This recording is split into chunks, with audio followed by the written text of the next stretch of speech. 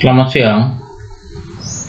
Hari ini seluruh anak bangsa menjadi sangat sedih, akan sangat sedih, membuat hati pilu. Karena ada generasi penerus bangsa yang dirusak oleh oknum ulama yang seharusnya menjadi pemimpin dalam gerakan moral. Bandung, Cilacap, Tasikmalaya, sampai sebelumnya di Trenggalek. Mereka melakukannya dengan pemaksaan yang disebut dengan perkosaan. Si pelaku melakukan aksinya dengan memberikan janji manis sekolah gratis di pesantren.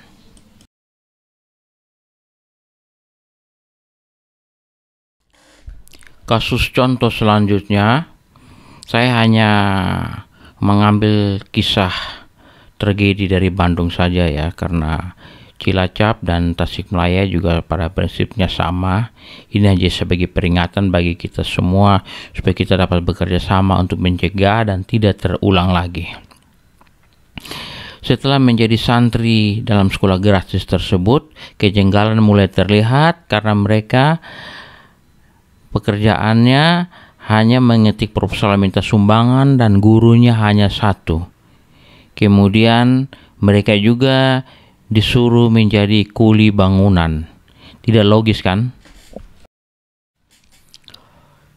Setelah itu, dalam perjalanan selanjutnya, si pelaku memaksa korban untuk berhubungan layaknya suami istri dengan ancaman akan dicincang.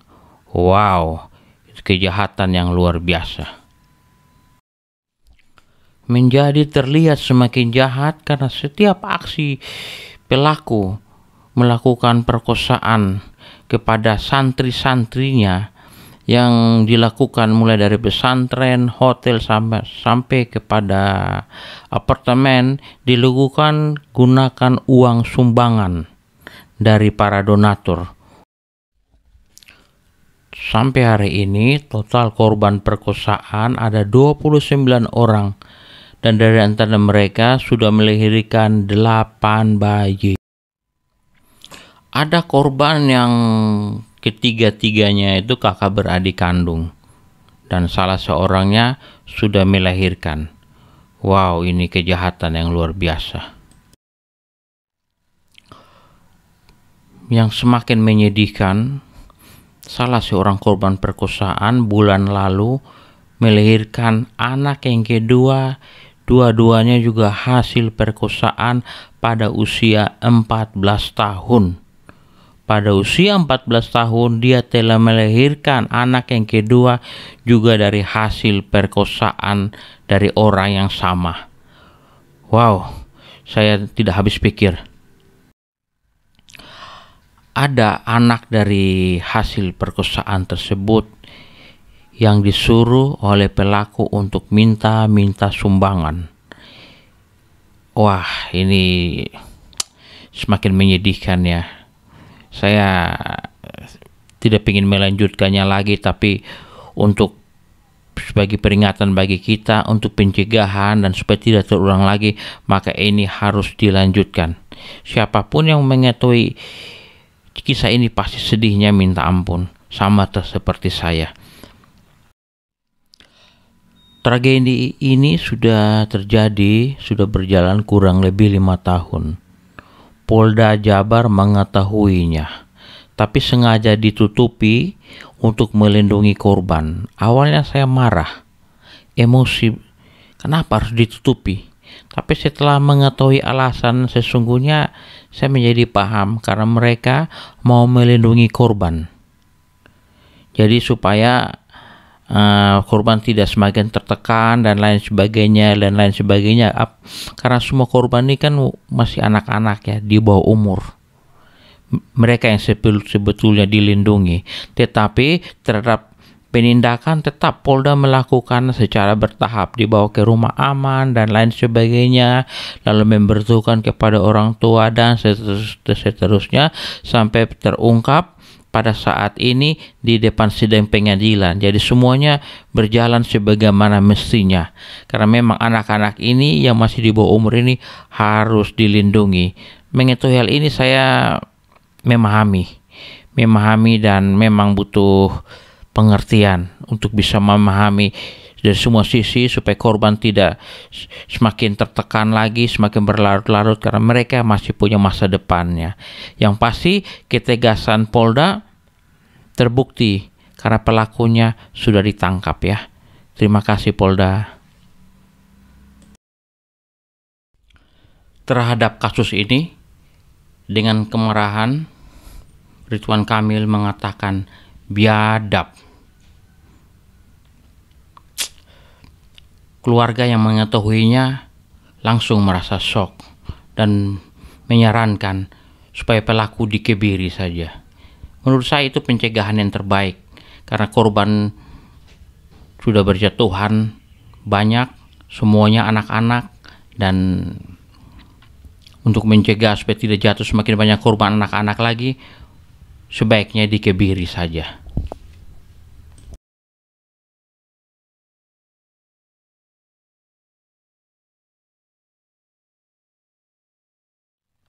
MUI Kota Bandung mengutuk keras perbuatan ini, tragedi ini. Wakil Wali Kota Bandung memberikan saran yang sama seperti keluarga supaya pelaku dihukum kebiri. Undang-undangnya juga sudah ada, jadi saya merasa tidak ada kendala untuk tidak melakukannya. Kasihan banyak korban yang akan jatuh lagi kalau hukumannya tidak tegas.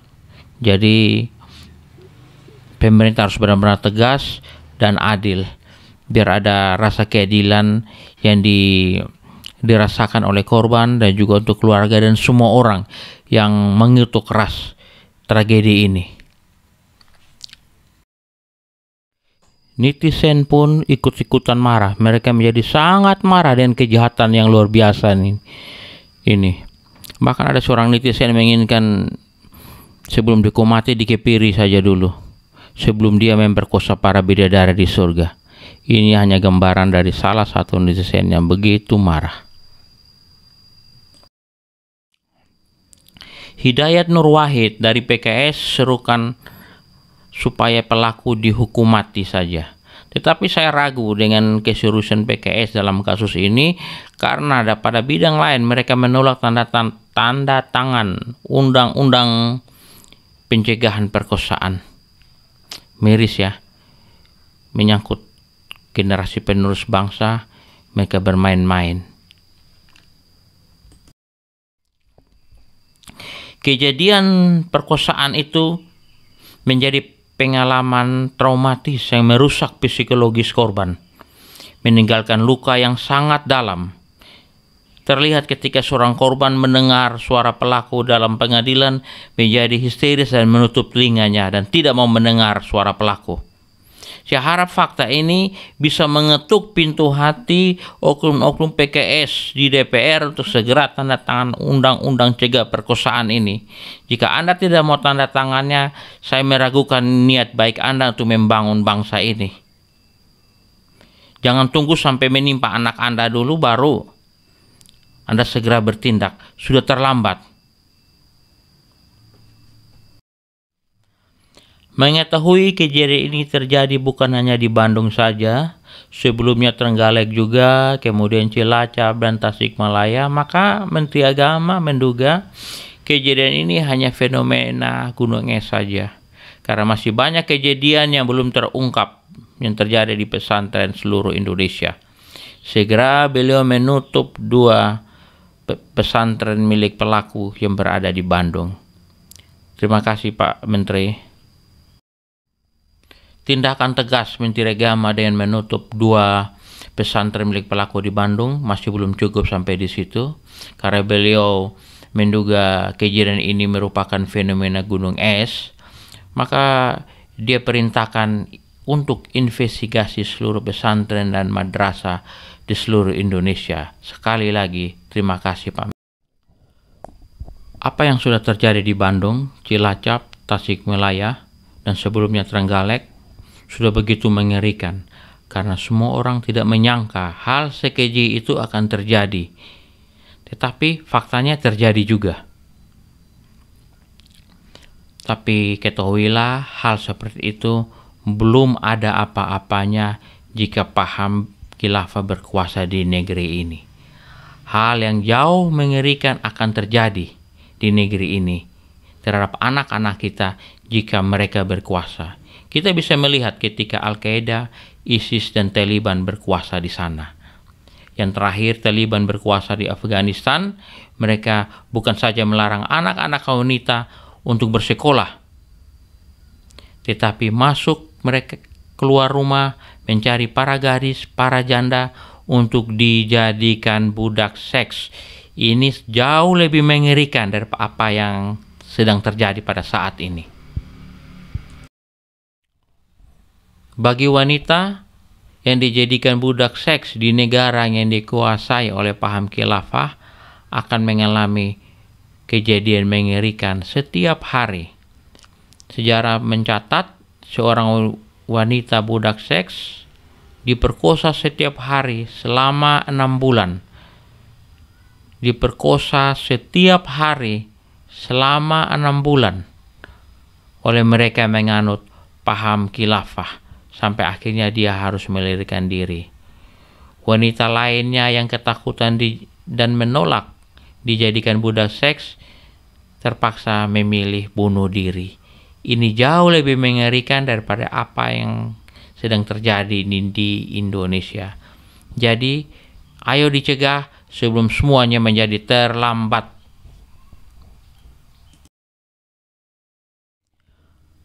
Ternyata masih belum cukup anggota Taliban memelihara budak seks, karena mereka juga memperkosa mayat. Ini di luar logika, tetapi hal ini benar-benar terjadi di dunia yang dikuasai oleh paham khilafah. Ini peringatan supaya paham khilafah tidak boleh dibiarkan berkuasa di Indonesia. Konten ini dibuat bukan sekedar hanya untuk menakut-nakuti Anda tentang bahaya paham khilafah yang intoleran dan menakutkan itu.